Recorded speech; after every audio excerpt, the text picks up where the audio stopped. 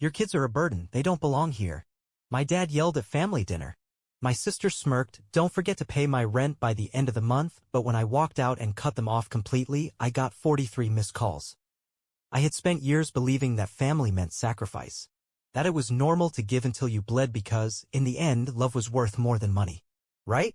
That was the lie I had been fed since childhood, the script I had followed blindly. But the day I finally said no, the day I refused to be their personal ATM, everything changed. My name is Nick Carter, and I am the CEO of a successful IT firm. For over a decade, I provided for my family without question. My parents, my sister Melanie, even my deadbeat brother Brian, I funded their lives. I paid their bills, covered their debts, fixed their mistakes. My mother had a new business every year. Essential oils, homemade soaps, custom scarves. But the candle-making venture? That was the one I got dragged into the hardest. I designed the website, built an entire e-commerce platform, ran targeted ads. My mother was thrilled for a month. Then she got bored. Just like she always did. Maybe this just isn't my calling, she sighed dramatically over Thanksgiving dinner, barely acknowledging the hours I had poured into her latest failure. And my father? His favorite line, Melanie works so hard as a nurse. You know how tough it is raising 2 kids alone. She needs help, Nikki? You can afford it. Melanie had never been good with money. Credit card debt, payday loans, impulsive purchases. Every time she was drowning, I was the lifeline. It was always an emergency. Always a crisis. Then there was Brian. Fired from his last 3 jobs, the most recent one for showing up drunk to a corporate meeting. He never got lectures.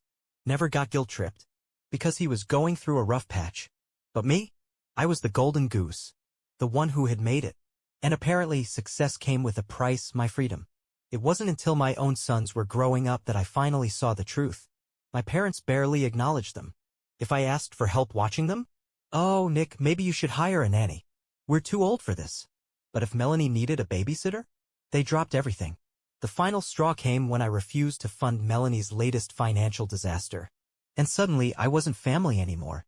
I never questioned it growing up. That Melanie got the brand new iPhone for her birthday while I got a practical gift like a laptop for school. That when I asked for basketball shoes, Mom sighed and said, Nick, do you really need those? Your old ones are fine. But when Melanie wanted designer boots, Dad swiped his credit card without a second thought. That I started working at 15, stocking shelves at an electronics store, while Brian and Melanie never lifted a finger. Nick is responsible. He'll figure things out. They called it praise. Now I see it for what it was, a life sentence. If you can take care of yourself, you must. And if you have more, you owe more. That was the unspoken rule. Melanie had it the easiest. As the only daughter, she was showered with affection, spoiled beyond reason. She never faced consequences. She wrecked her first car at 18, Dad bought her another one the next week. She maxed out credit cards and Mom blamed those greedy banks. And Brian? Brian was a mess. Always getting into trouble, always making excuses. He got fired from his last job for showing up drunk, and instead of holding him accountable, our parents comforted him. Not everyone's as lucky as you, Nick. He's going through a rough patch. Lucky? I built my life from nothing. I started my IT firm in a tiny apartment, pulling all-nighters, living off instant ramen. No handouts. No safety net. I clawed my way up, risking everything, while they coasted. And when I finally made it, they acted like my success belonged to them.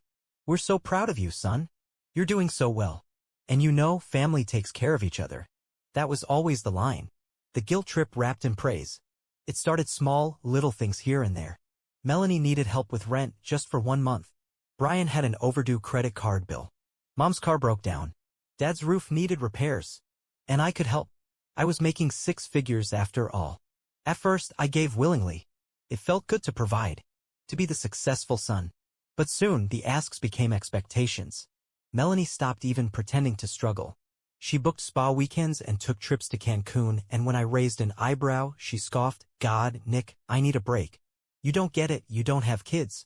Brian never looked for another job. He just texted me, bro, I need a favor, and drop his Venmo. And Mom? Mom was the worst of all. She had a new business idea every year. Essential oils. Knitted scarves. Personalized mugs. Each time I was dragged in to build the website, set up payments, run ads. Then came the candle disaster. Mom decided she wanted to start selling homemade candles. It's going to be huge, Nick. People love handcrafted stuff. I should have known better. But I spent weeks coding an e-commerce site for her. built her a beautiful online shop, even paid for the first batch of inventory. She lost interest within a month. Maybe candles just aren't my passion. Like all the other failed ventures. Like the thousands of dollars I'd sunk into her ideas, hoping this time it would be different. But I never said anything. Because it was Mom. And then came the ultimate slap in the face. My own children, my actual family, were an inconvenience to them. Mom refused to babysit. Dad wouldn't help either. When I asked, I got the same patronizing response. Nick, you can afford a nanny. You should hire someone professional. But when Melanie needed a babysitter, they dropped everything. When she had an issue with her kids, it was everyone's problem. When Brian drank away his last paycheck, it was my problem. But my problems? My needs? Nick, you're independent. You don't need anything from us. They were right. I didn't need anything from them. But for the first time in my life, I started wondering, why did I need them? And what would happen if I just stopped giving? The day I said no. It started with a phone call.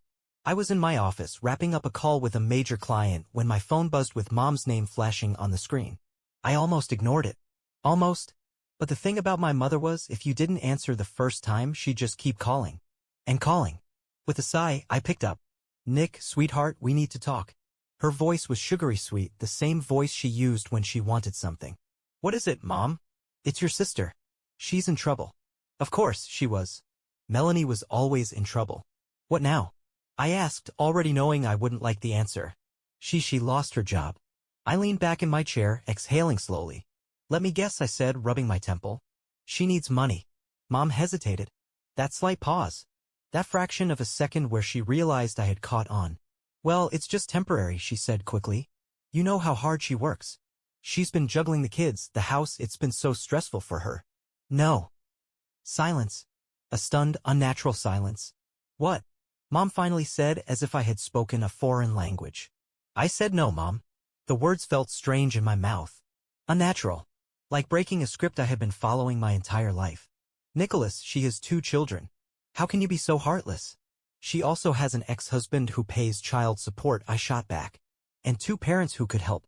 Why is it always me? You know Brian can't afford. Then maybe Brian should get a job instead of getting drunk every weekend. A sharp inhale.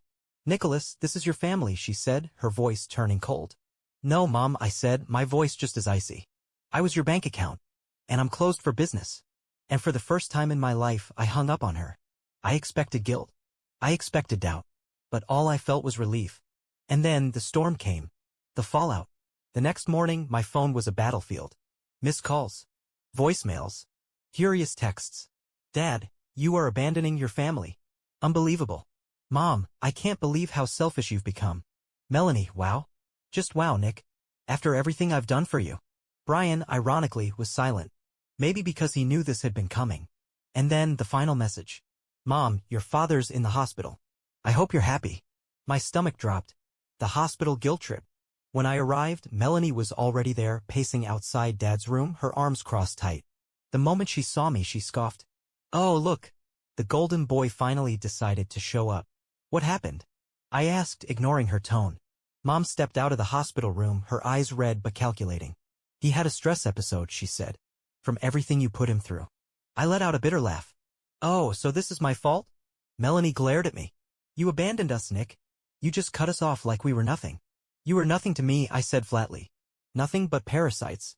Melanie gasped like I had slapped her. Nicholas. Mom scolded. But I wasn't done. You think I don't see what's happening here? I gestured to Dad's hospital bed. This isn't stress. This is a pathetic attempt to guilt me into paying for you all again. Silence. Then Dad's weak, hoarse voice. We're your family. I stepped closer, looking him dead in the eyes. No, Dad. You were a bill I kept paying. I turned and walked out. The real test. I expected things to go quiet after that. I was wrong. The next week, my parents went nuclear. They started calling my employees, asking them to talk sense into me. They reached out to my business partners, feeding them sob stories about how I was letting my poor, struggling family suffer while I lived in luxury. They even showed up at my house. I refused to answer the door. Then the kicker.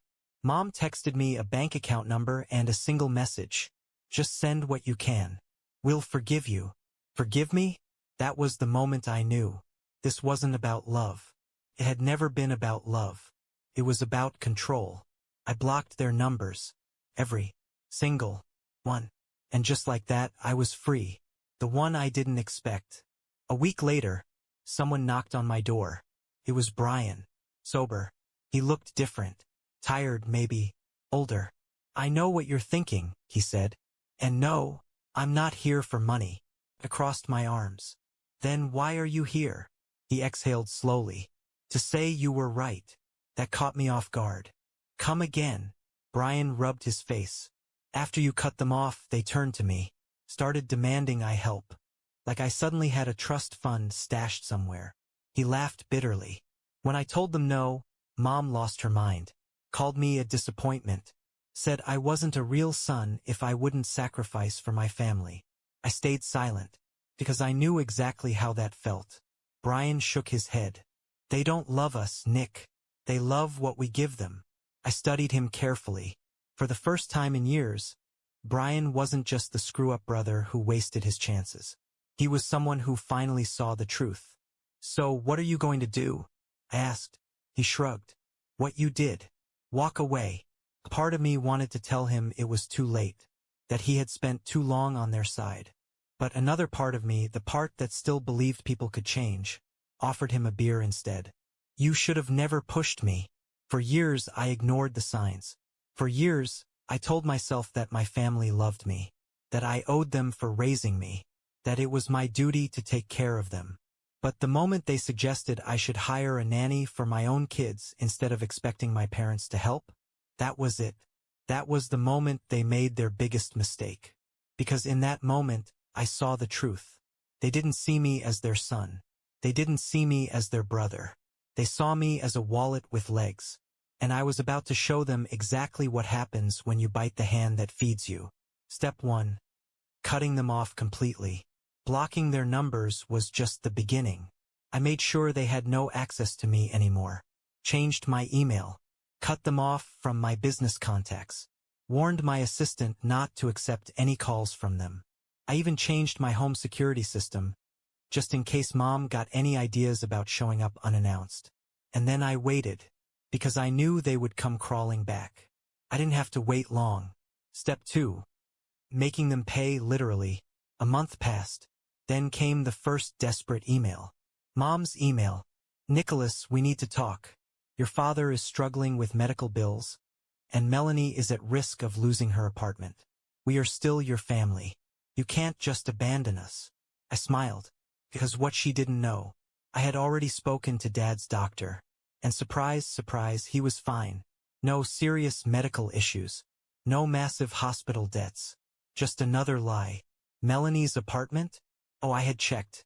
She wasn't at risk of losing anything.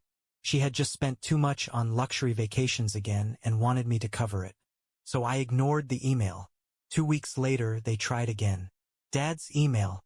"Nick, son, please. I don't know why you're acting like this, but we are family. You can't let your own flesh and blood suffer while you live in comfort." I laughed out loud at that one. Because wasn't that exactly what they had done to me for years?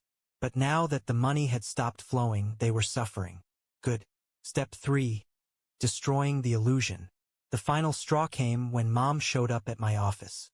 She must have sweet-talked the receptionist because the next thing I knew, she was standing in my doorway, fake tears in her eyes. "Nicholas, we need to fix this." I leaned back in my chair, folding my arms. "Fix what, exactly?" "This family. You've broken us." I almost burst out laughing. "No, Mom. You broke this family the moment you decided my only worth was my bank account." She gasped, like I had just slapped her. "How can you say that?" she whispered. "After everything we've done for you." "What have you done for me, Mom?" I interrupted, my voice ice-cold. "Tell me one thing." "One." She opened her mouth, closed it. She had nothing, because the truth was brutal. They had done nothing for me. And the moment I had children of my own, they didn't even want to be grandparents, they just wanted me to pay for their lifestyle forever. I stood up, walking around my desk until I was standing right in front of her. "You want to know the real reason I cut you all off?" I asked, my voice dangerously quiet. Mom swallowed hard. "Because when I asked you to watch your own grandchildren, your own flesh and blood, you told me to hire a nanny. Because helping me, For once in your life was too much to ask. She turned pale. I didn't mean. Yes, you did. I cut in. And that was the moment I realized you don't care about me. You never did. And now? Now I don't care about you either. Her mouth opened, then closed, because she knew. She had lost me. For good.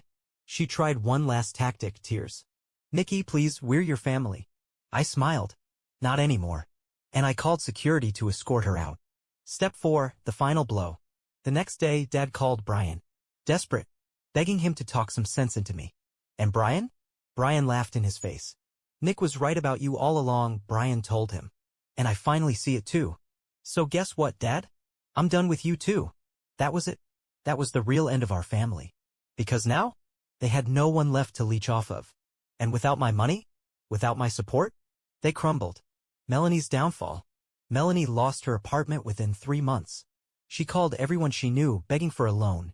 No one helped her. Because I had made sure they all knew exactly what kind of person she was. She had to move back in with our parents, the very people who had enabled her for years. Imagine that. 36 years old, broke, and stuck in the same childhood bedroom she once mocked me for being too serious in. Dad had to sell the house. Not just sell it for less than market value. Turns out he had racked up so much debt that the bank was ready to take everything. And guess what? For the first time in his life, he had no one to bail him out. Mom tried to beg other relatives for help, but guess what? I had already told them everything. No one wanted to bail them out. Because no one wants to help a family of leeches once they realize the truth. And me? I went on with my life. Better. Happier. Finally free. And I didn't feel a single ounce of guilt. Because they had brought this on themselves. They should have never pushed me. They should have never made me choose between them and my own family. Because they never realized. I was never really theirs to begin with. 1 year later, the best decision I ever made. It's been exactly 1 year since I cut my family off. 1 year since I stopped being their personal bank. 1 year since I finally chose myself. And let me tell you, I regret nothing. What happened after I walked away? At first, I expected guilt. Maybe a little doubt. Instead, I felt free. For the first time in my life, my phone wasn't constantly buzzing with demands. I wasn't stressed about covering someone else's rent, bills, or last-minute emergency that was never actually an emergency. I could finally focus on my life. My business thrived. My marriage became stronger. My kids? They got the father they deserved, one who wasn't constantly exhausted from trying to solve everyone else's problems. And my family? Oh, they crumbled. Melanie, living in her own mess. Melanie lost her apartment and had to move back in with our parents. From what I've heard, it's been less than ideal. She's been jumping from one low-paying job to another, constantly complaining about how life isn't fair and Nick abandoned us. But the best part? Mom and Dad finally realized just how much of a financial burden she is. Turns out, without me funding her lifestyle, she's just another broke, entitled adult who never learned to take care of herself. Dad sold the house at a loss. The bank was breathing down his neck with massive unpaid debts, and for the first time in his life, he had to actually deal with the consequences of his actions. The man who once lectured me about family duty and responsibility is now renting a tiny apartment in a bad neighborhood, struggling to make ends meet.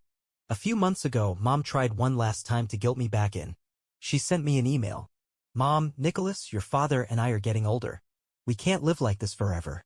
You need to understand that family is family. No matter what. Let's put the past behind us. I laughed out loud reading it. I didn't even bother responding. Because the truth is, the past isn't the problem. They are. Going viral on Reddit. A few months ago, I decided to share my story online. I was curious, was I the bad guy for cutting them off? Was I really as selfish as they claimed? So I posted my entire experience on Reddit. And the response? Explosive. Thousands of people commented. Tens of thousands upvoted it. People cheered me on. Some even shared their own stories about cutting off toxic families. It blew my mind. I had spent years believing I was the only one going through this. That I was somehow wrong for standing up for myself.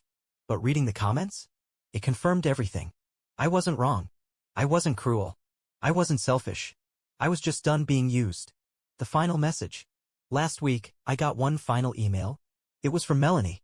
Melanie, I hope you're happy, Nick. Mom and Dad are struggling and I'm barely making ends meet. I lost everything because of you. But I know one day you'll realize your mistake. And when that day comes, I hope you remember that family forgives. I'll be waiting. I read it, smiled, and deleted it, because the only mistake I made was not cutting them off sooner. Final thoughts. So here I am, 1 year later, living the best life I've ever had. My business is thriving. My kids are happy. My stress is gone. And my family? They're finally dealing with the consequences of their own actions. If I learned anything from this past year, it's this. Family isn't blood. Family is who treats you like family. And some people don't deserve a second chance.